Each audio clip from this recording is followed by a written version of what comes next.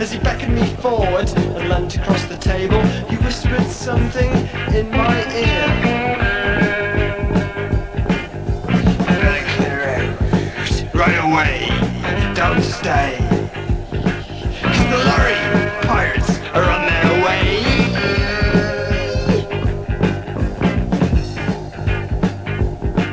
Well, I looked into the old road dog's wizened face. I wanted to know what he meant.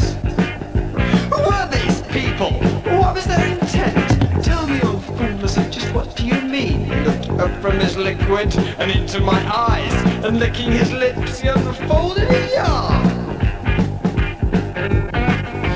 Taste paratics, the root about 3 notes, very few left, and they're all after me to flee.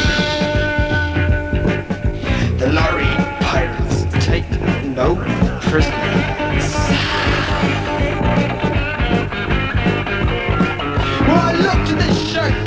Specimen of a human being, and I thought there just might be something in what he was saying. "Continue, old Tarzan, with your fanciful lie," with the young master, he humbly replied. Yeah, the days just day right, I was in my prime, a big burly trucker, I worked all the time, from the tip of Scotland down England's spine, to the gardens of Kent, and the coal mines of Gwent, the tin mines of Cornwall, Solway to Solent. Wherever I went, I was followed by a lover, as black as tar. I see it in the mirror, not very far behind, I try to lose it all the time.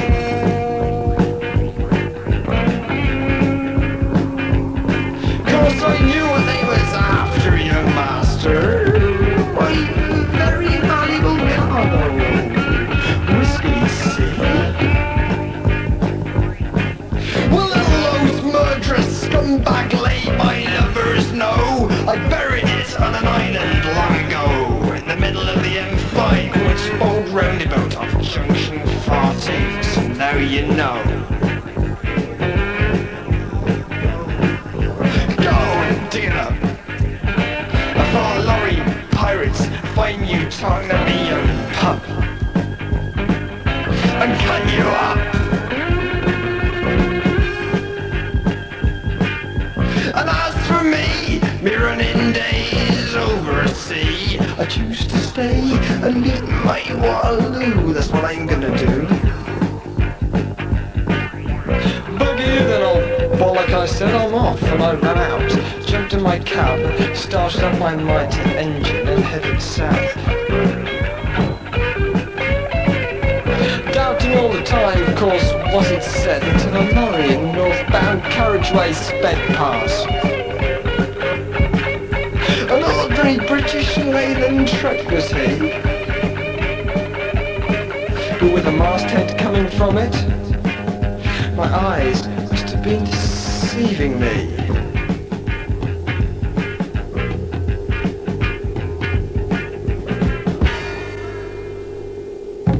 That's gone. The Lorry Pirates, from a band I've become very fond of over the past few weeks, the Dancing Did. I've got with me from Dancing Did Tim Harrison. Hello. And Martyn Dormer. All right. And very resplendent they look too. Thank you. If I can go to you first, Tim. You've had a wide selection of jobs as hospital porter, undertaker, not necessarily linked, I don't think, those two, an art student. What eventually led you into making a record? Well, it's something I've wanted to do for ages, really, since I was doing other jobs. The main reason I was doing other jobs was to save up money to get the first record out. So it was ends to a mean, really. Means to an end. Something like that. Oh, one of those nice cliches we trot out in the Yeah, business. this is it, yeah. When did the whole idea of the Dancing Did come around then? Well, the Dancing Did is a very local thing. It's all to do with Evesham. I don't know if you know, the word did is short, that's right, for Diddycoy, which is an Evesham word. And it was just a kind of local thing that we kind of hatched between us, Martyn and myself. Yeah. When did you actually form it wasn't actually a band then, but when did you form the Dancing Dead? Must have been about this time last year, wasn't it? Something like that. Yeah. How did you go around actually getting that record together? Well, I'd been working as a hospital porter then, and I'd saved up 600 quid, I think it was, and we went into a studio in Worcester. First of all, we rehearsed in my front room a couple of times. Then we didn't really know what we were going to do, so we just went to this studio in Worcester with his guitar and big flagon full of Elmley cider and set to work, and the Dancing Dead was the product. Born from cider, sounding on the. What do you both do in the band? I write the words, and I'm the vocalist. Yeah, well, And I write the tunes such as they are, and play lead guitar and synthesizer now. yeah, because you've expanded the band. I'll come on to that in a moment. When you put out your first single, you got your own label together, Fruit and Veg. I presume it is your label. That's right, yeah. I mean, that presumably ties up with the whole Evesham thing. That's then, right, Martyn, yeah. doesn't it? Well, you see, we're very proud of coming from Evesham. I don't really know why, but I thought Fruit and Veg would be the only name you could give a label from Evesham, because I mean, Evesham's world famous for its fruit and veg. So. Why was it world famous for Lorry Pirates? I don't know. Well, I'm really into kind of Pirates. Pirates and writing about fantasies, kind of things that could happen but don't. Now, it's a very interesting song, that. I mean, because it's got that whole fantasy Treasure Island thing brought right up to date. Yeah, that's right. It's I don't know. I just imagined all these kind of big black lorries going up the motorway, attacking each other. And presumably giving broadsides of cabbages. I get that you recorded that in somewhat of a hurry, as a throwaway. It Well, we sound did like that- a throwaway. Well, we did that in 30 minutes because we'd done the A side of the single, which is the Dancing Dead, and we'd only booked the studio for a day, and that was all we had, and we got about most of the way through the day, and we got 30 minutes left to do the B side in, so we had to do it in the first take, and that was the outcome. How many did you have pressed up with the first single? 1,100. And how many you sold? Oh, we sold all of them. Oh, good. I'm glad I didn't have to pay for mine. Okay, let's take the A side. This is The Dancing Dead. Below the haze of a sun-drenched spire, of a ruined abbey's remaining tower, lies the market town in Worcestershire. Okay, can you hear it? I can hear it, yeah.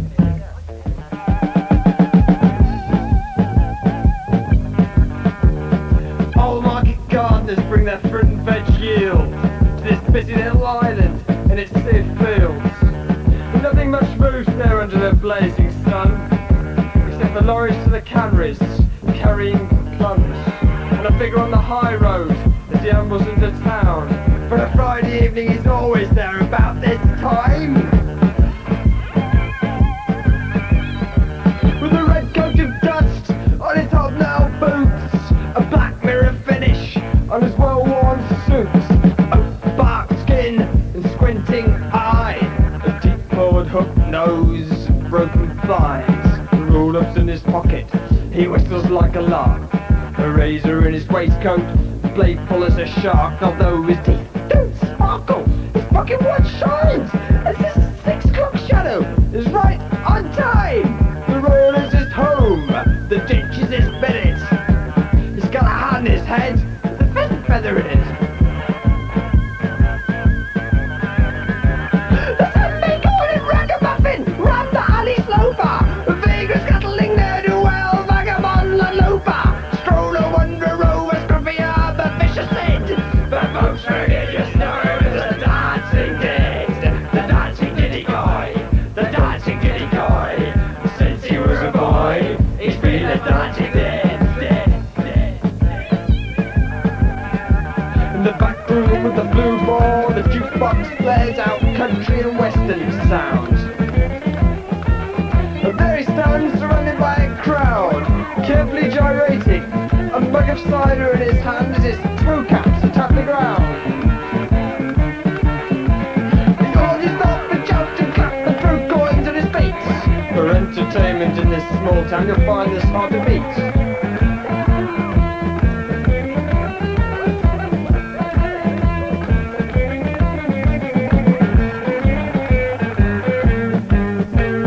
Some may call him ragamuffin, run the alley sloper, vagrant scuttling ne'er do well, vagabond and loper, stroller, wanderer, room is from the urban viciousness. Just a boat train is with the dancing did. The dancing diddy coy, the dancing diddy coy. Since he was a boy, he's been a dancing did.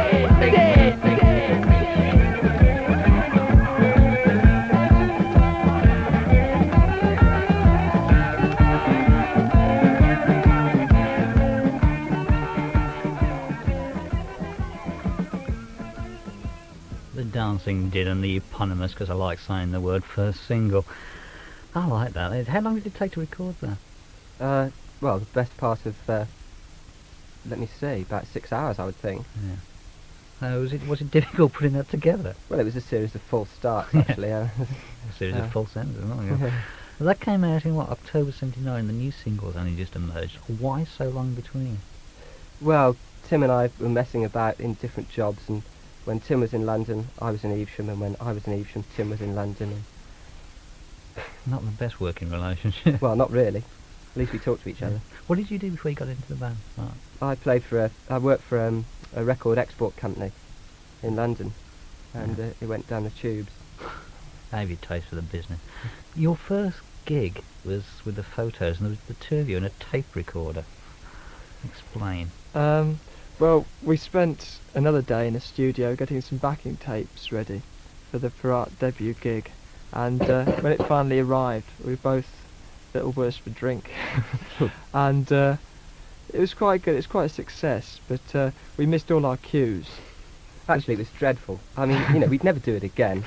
It was the reason we did it was we didn't think anyone would want to work with us, and we couldn't think of anyone we'd like to work with us either. Oh, very so selective. we Yeah. did the tapes, and it was pitiful, really.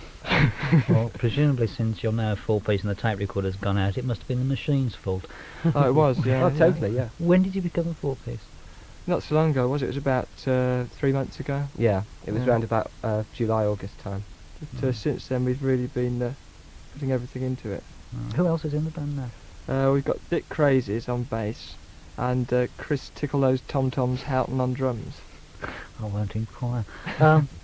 When you became a four-piece, was that because you wanted to go out and actually play gigs? That's right. Yeah. Yeah.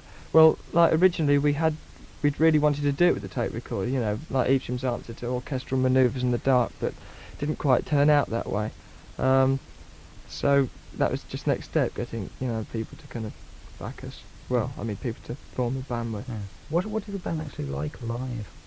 Amazing. Oh, well, Oh obviously yeah, that. quite stunning. Best thing I've ever seen.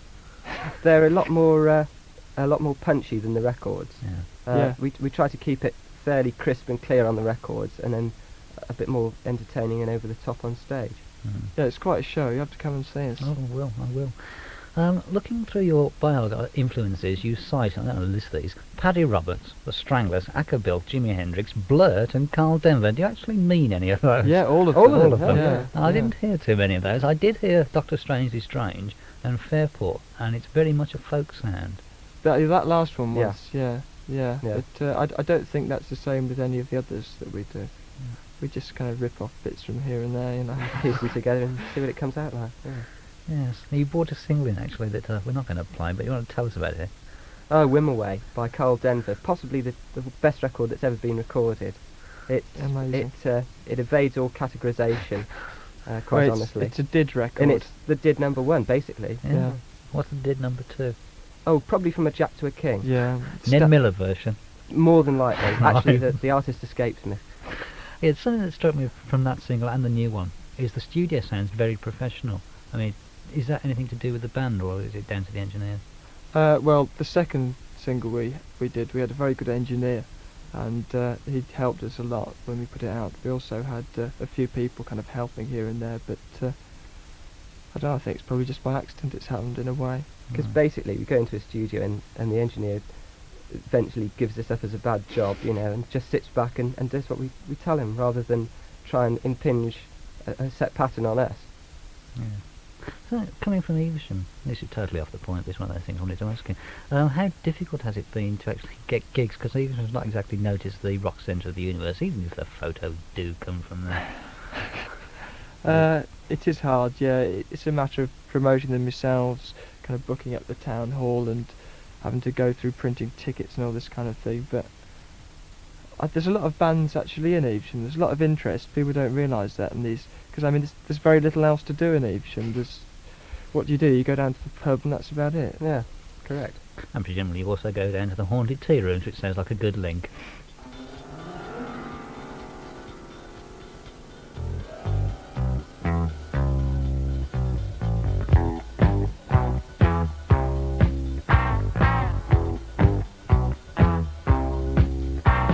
The dusk crawls in, the day is done, the door is locked, the people are gone, the darkness creeps and the shadows fall through empty rooms with crowded walls, where framed red huntsmen hang and stare, and crockery rabbits and chocolate bears are lined along the shelves at the window sills, while the bell by the door remains quite still, where the oak beams pine and the moonbeam shines, striking silver lines through the gloom of the haunted tea rooms.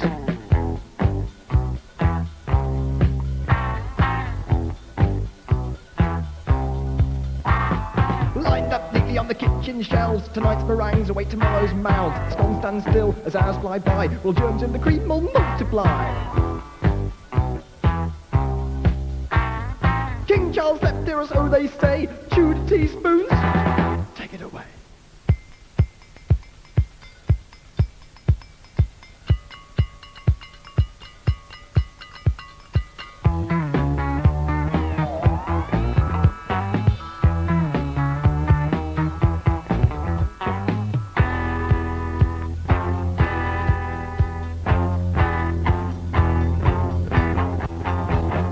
King Charles left here, so they say, but the haunted tea rooms are haunted by day.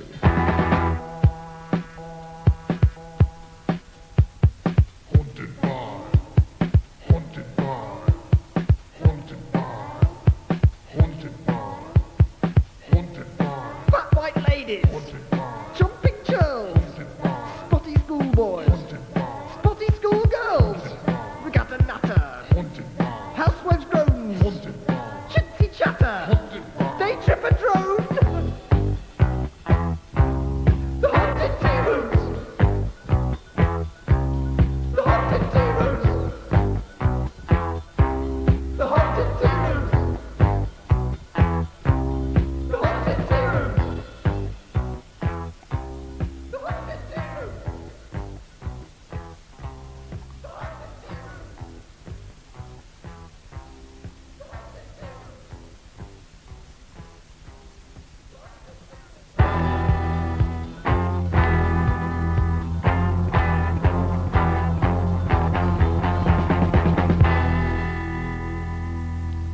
I was thinking while I was on it, Evesham's answer to John Otway, actually. Oh, he whistles up in the distance. Where's it gone? That's nice. Whistling Jack Smith, where have you gone? There's a lot of humour in your work. I mean, is that deliberate? I mean, obviously it's deliberate. What a stupid question. I mean, why is it there?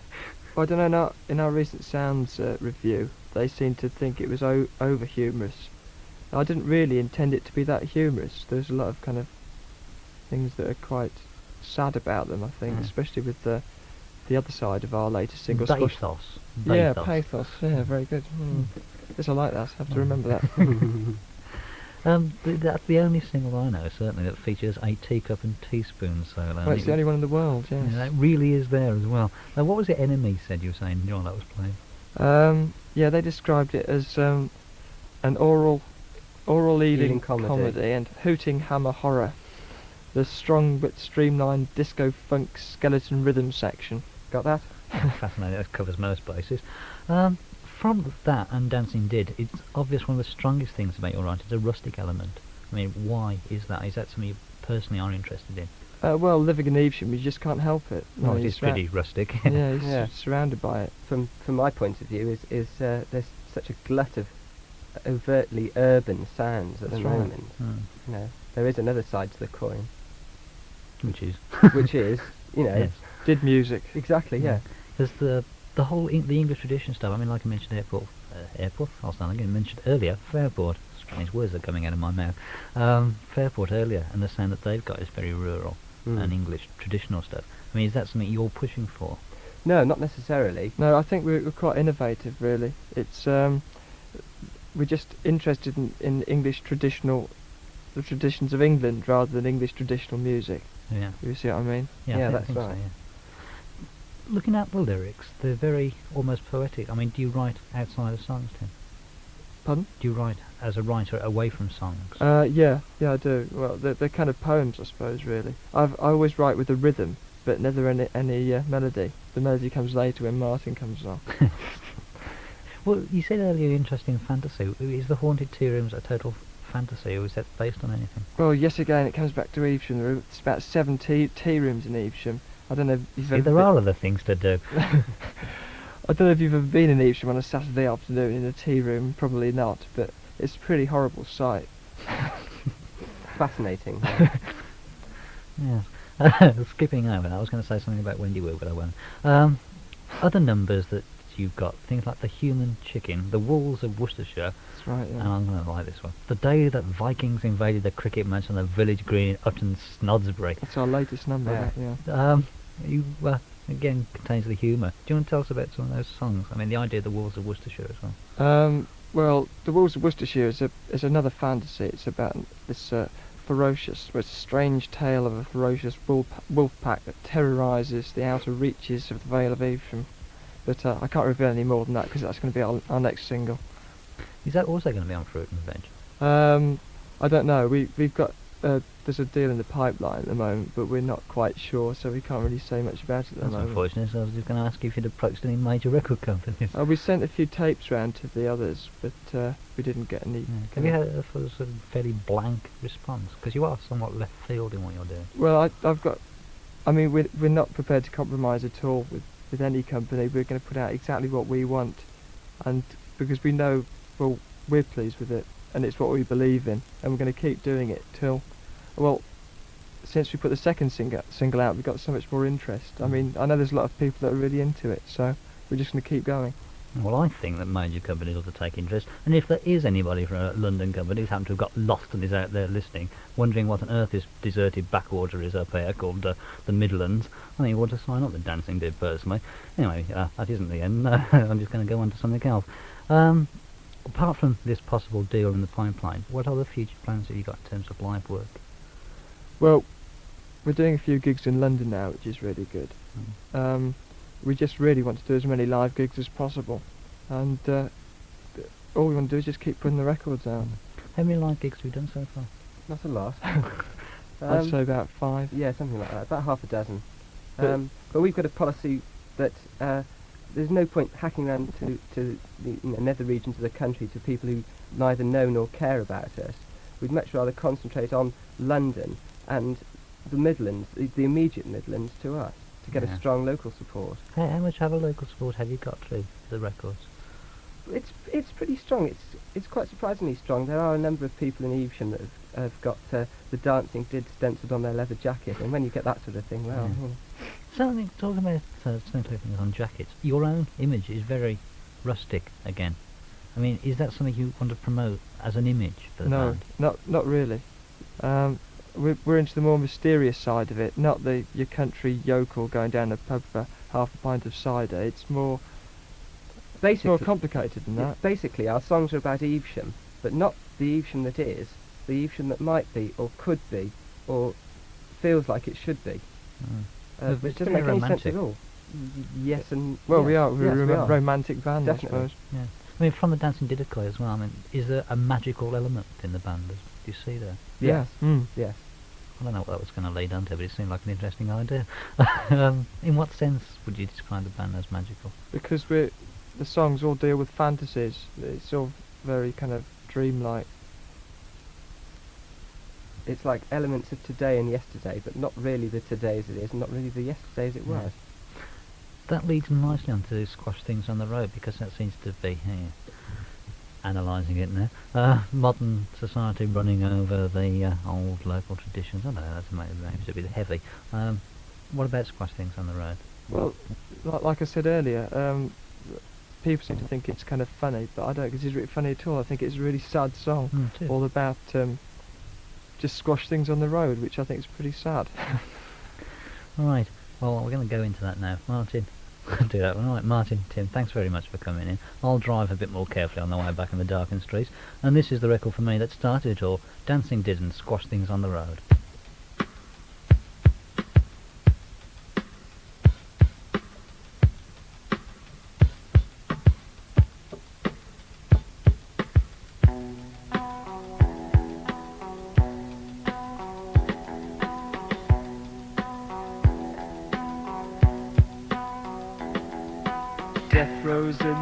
hedgerows, bones beneath the grass.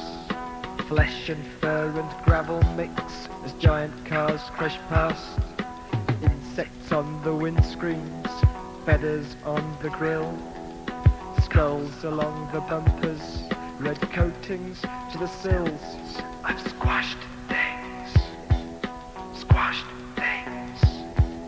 Squashed things. Squashed things.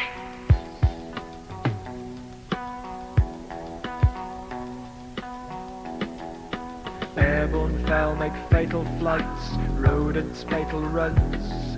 Slugs make fatal slithers to a cliff edge one by one. All share one long grey graveyard, one hallowed stretch of ground that countless fours of phantom paws plod around. Squashed things. Squashed things. Squashed things. Squashed things. Squash things. On the road.